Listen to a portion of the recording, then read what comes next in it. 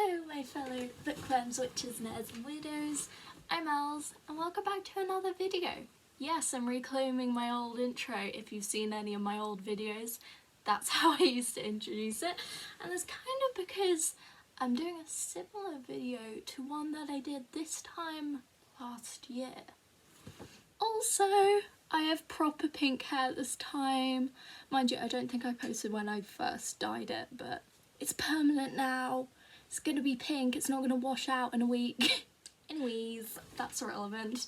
So this video is sort of describing what I'm planning to do for the Medieval-athon this year, because we all know I love anything to do with magical fantasy worlds, and I know the Medieval-athon isn't specifically that, but I don't know, I just really love D&D.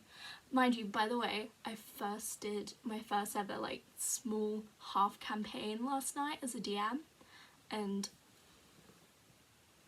oh my goodness, it was so much fun. Again, getting off topic. Last year I did the bard profession because it sounded like the most fun option to me.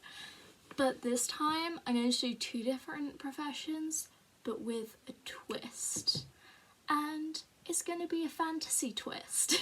So, it says on this handy dandy phone, I know how to speak, the professions are the baker, the bard, which I did last year so I'm not doing this year, the blacksmith, the clergy, and the tailor/seamstress.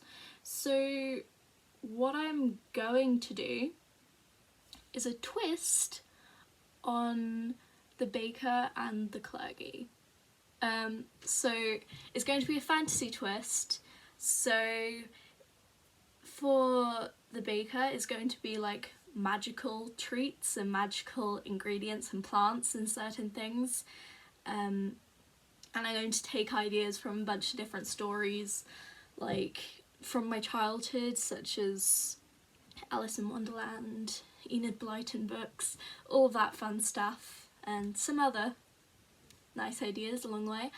And for the clergy one, I'm going to make it like a witchy, wizardy sort of religious thing rather than Christianity, because of course I'm making it fantasy and I myself am a pagan, so I just thought it would be quite fun doing that. So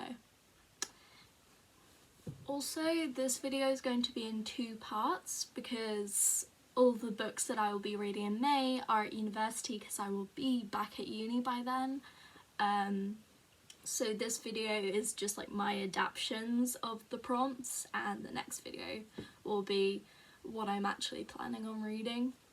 So that will be up in like, I don't know, I'll be back in ABBA by next week anyway, so whenever. Cool. So I figured out the perfect adaptation so that I can use the same prompts but with my own adaptions of the original professions.